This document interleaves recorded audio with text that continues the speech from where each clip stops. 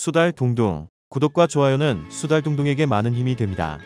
구독은 무료입니다. 도대체 일본의 정신 승리는 어디까지일까요? 지난 9월 9일 일본의 대표적인 극우 온라인 매체인 데일리 신조에서 우리나라 라면 수출 증가에 배아파하며 열폭하는 기사를 냈는데요. 제목은 다음과 같습니다. 문재인 대통령도 기뻐한 C19 팬데믹 속 매출 증가한 한국라면. 기원은 일본 회사라는 아이러니. 이 제목의 기사가 나가자마자 일본 네티즌들은 이때가 기회라는 듯이 순식간에 수많은 댓글을 달았는데요. 최근 집콕 생활에 지친 해외 사람들이 우리나라 드라마나 영화, 유튜브 먹방을 통해 알게 된 우리나라의 매운 라면에 빠져들면서 엄청난 매출 증가가 있었는데 이것이 배아팠나 봅니다. 한국 라면의 세계 판매 호조 기사를 쓰면서 슬쩍 일본이 원조라는 것을 강조했거든요. 평소 극우로 유명한 이 매체는 57년 전 한국 라면의 역사까지 들먹이며 우리나라가 과거를 숨긴 채 일본의 레시피를 훔치고 있다는 식의 기사를 썼습니다. 먼저 데일리 신초의 기사 본문을 간단히 요약하자면 다음과 같습니다. 한국 대형 식품업체인 농심의 미국 법인은 올 상반기 매출이 전년 동기 대비 35% 증가한 1억 6,400만 달러로 사상 최고치를 기록했다. C19의 영향으로 홈쿡 트렌드가 강해지고 농심의 매운 신라면에 치즈를 넣어 먹는 등 다양한 형태로 즐기는 사람이 늘고 있기 때문이다. 여기까지는 내용이 멀쩡하죠. 그런데 기사는 여기서 더 나아가 한국의 라면은 원래 일본 기업의 무상 기술 제공과 제조기기의 원가 제공에 힘입어 탄생한 것이라며 그 의미를 깎아내리려 한 것입니다. 삼양식품이 1963년 처음 선보인 한국 라면은 사실 일본 명성식품이 제조기술을 무상 공유하고 제조기계를 원가 제공한 덕분에 탄생한 것이고 이후 매운맛을 추구하는 등 한국인 입맛에 맞춰 변모하긴 했으나 지금에 이른 것은 결국 일본 기업 덕분이라는 주장인 것이죠.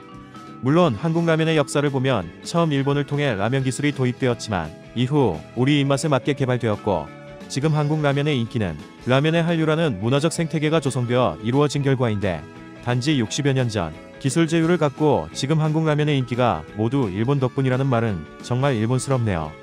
데일리 신조 기사에 달린 일본 네티즌 반응을 잠깐 소개해드리면 한국은 라면뿐만 아니라 팔리면 자국의 힘으로 한 것이고 실패하거나 팔리지 않았거나 하면 일본의 책임으로 돌린다.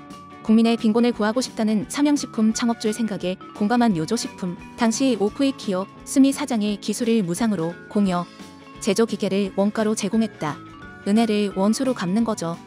남조선의 상품으로 일본의 기술과 지혜가 들어있지 않은 것은 없지. 라면도 컵도 인스턴트 식품도 어딘가에서 벽화와 조각상 및 공문서가 발견되면 모두 한국이 기원으로 될까요? 한국 문화는 대부분 일본 문화의 카피로 이루어져 있다. 인스턴트 라면도 마찬가지.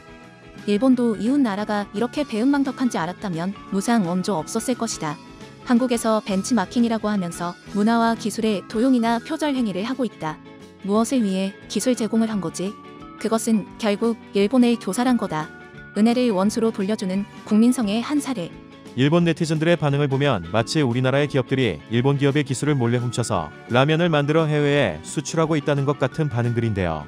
그런데 일본 네티즌들이 놓치고 있는 것이 하나 있습니다.